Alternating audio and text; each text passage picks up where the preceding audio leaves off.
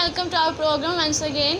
उम्मीद रखती हूँ कि आप सब खैरियत से होंगे और मैं आपको ये बताना चाहती हूँ कि आपके लिए कोई खुशखबरी है और वो खुशखबरी ये है कि इस प्रोग्राम को अब मैं अकेले ही नहीं बल्कि और भी लोग इसमें आ चुके हैं। और मैं आज आपको बताना चाहती हूँ कि ये सिर्फ मैं ही प्रोग्राम रील नहीं करूँगी बल्कि हर रोज़ हमारे साथ अलग अलग खादम और खादमाएँ होंगी जो कि आप तक खुदावंद के कलाम को पहुँचाएँगे। आए मैं आपको आज के गेस्ट से मिलवाती हूँ। आज के गेस्ट का नाम है पास्टर करामत। मैं उनको खुशामदीद करती हूँ आज के प्रोग्राम में। और आज की जो हमारी आयत है वो मैं आपके लिए पढ़ती हूँ। रोमियो पहला बाब उसकी 16 आयत। क्योंकि मैं अंजील से शर्माता नहीं, इसलिए कि वो हर एक ईमान लाने वाले के वास्ते, पहले यहूदी फिर यूनानी के वास्ते निजात के लिए खुदा की कुदरत है। आमीन। जी व्यूअर्स, मसीह यीशु में आप सबकी सलामती हो। जैसा कि दुबुरा ने मेरा तारुफ़ करवाया, मेरा नाम पास्टर करामत याकूब है और मेरा ताल्लुक़ विक्ट्री कैरिज़मेटिक चर्च से है।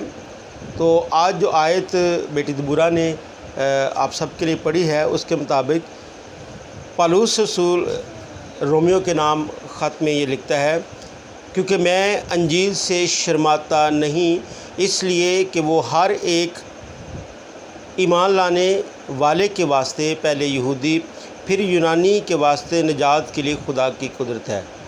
तो जब वो ये बात लिख रहा है क्योंकि मैं अंजील से शर्माता नहीं, तो इस आयत को लिखने में कुछ वजूहात हैं, जिसमें सबसे पहली बात जिसकी वजह से वो ये बात लिख रहा है क्योंकि मैं अंजील से शर्माता नहीं, वो ये है कि वो खुदा के कलाम से मुकम्मल वाक़फ़ियत रखता है।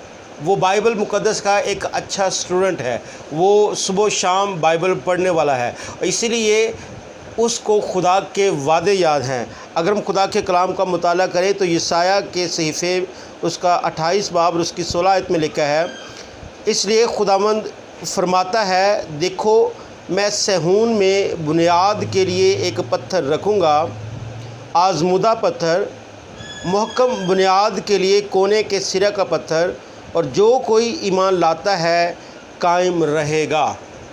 पौलुस ये जानता है कि अगर मैं अंजील के पैगाम को फैलाने के लिए अपने आप को पेश करता हूँ, अगर मैं उस सहून के पत्थर को, जो मज़बूत पत्थर है यानी यीशु मसीह जो हमारी मज़बूत चट्टान है, उस पर ईमान रखते हुए खुदावंद यीशु मसीह की खुशखबरी के पैगाम को आगे फैलाता हूँ, तो फिर मुझे डरने की ज़रूरत नहीं, क्योंकि बाइबल ये फरमाती है कि वो कायम रहेगा। उसे पता है कि अगर मैं अंजील का काम करूँगा तो मुझे घबराने की ज़रूरत नहीं, क्योंकि खुदा का कलाम, खुदा का वादा मेरे साथ है कि मैं कायम रहूँगा। वो तमाम लोग जो यीशु मसीह के लिए अपनी ज़िंदगियों को वक्फ़ करते हैं, उसकी अंजील के लिए अपनी ज़िंदगियों को वक्फ़ करते हैं, उनके लिए यहाँ इस बात में एक ख़ास पैगाम है कि हमें अंजील का पैगाम देते हुए शर्माना नहीं, क्योंकि अंजील के पैगाम में खुदा के वादे शामिल हैं।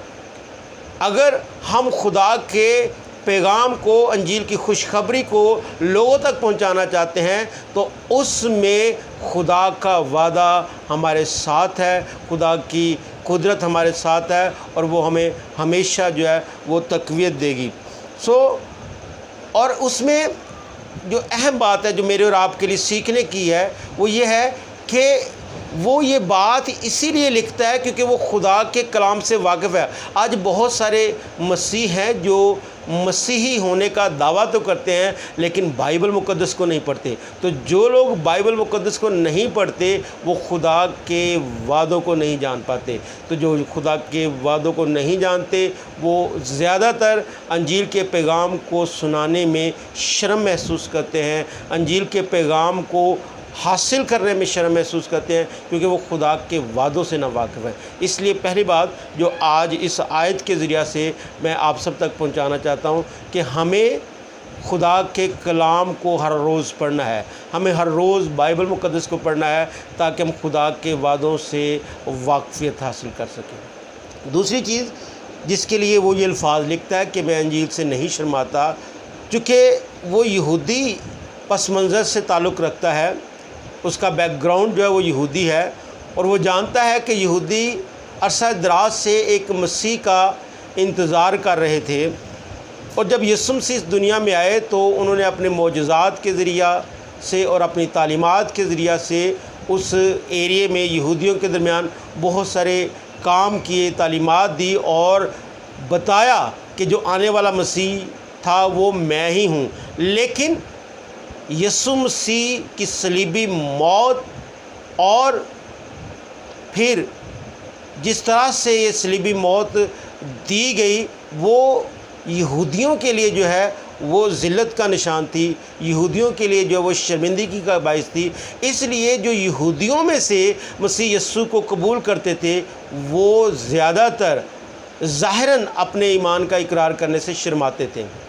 तो पौलुस रसूल उन लोगों को ये बताने की कोशिश कर रहा है कि अगर आप मसीह यस्सु में आ चुके हैं, अगर आपने यस्सु मसीह को बतौर शख्सी निजात दहिंदा कबूल कर लिया है, तो फिर आपको शर्माना नहीं है, क्योंकि जिस मसीह का इंतज़ार तुम यहूदी होते हुए कर रहे थे वो मसीह जो है वो आ चुका है, और निजात का पैगाम जो है वो हर एक शख्स के लिए है। निजात का जो काम है वो हर एक शख्स के लिए यीशु मसीह ने कर दिया है।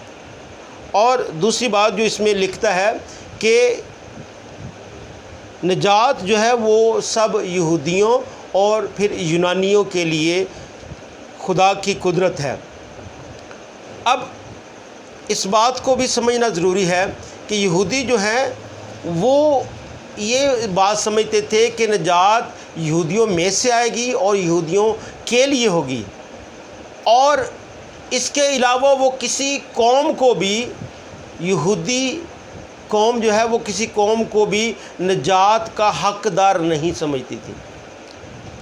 लेकिन पौलुस रसूल को खुदा ने बाकायदा गैर कौमों का रसूल होने के लिए बुलाया, इसलिए वो अपने तजर्बा से कलीसियाओं को ये बावर करवाना चाह रहा है कि निजात सिर्फ यहूदियों के लिए नहीं है, सबसे पहले निजात यहूदियों के लिए है, और ये खुदा की कुदरत है। ये ना उनके अमाल की वजह से है, ना उनके कामों की वजह से है, ना उनकी बातों की वजह से, ना उनके मज़हब की वजह से है, बल्कि ये खुदा की कुदरत है उनके लिए। अगर वो निजात पाते हैं तो ये खुदा की कुदरत है, और अगर वो इस निजात से गाफिल रहते हैं तो ये उनके लिए सज़ा का बाइस भी हो सकती है। और दूसरी तरफ वो ये भी बयान करता है कि ये सिर्फ निजात यहूदियों ही के लिए नहीं है, बल्कि ये यूनानियों के लिए भी है। यूनानियों से मुराद गैर अक़वाम के लोग हैं, क्योंकि यूनानी जो हैं वो गैर कौम के लोग थे। तो वो बावर करवाना चाह रहा है कि ये निजात का जो काम है सिर्फ़ और सिर्फ यहूदियों के लिए नहीं बल्कि गैर अक़वाम के लिए भी है।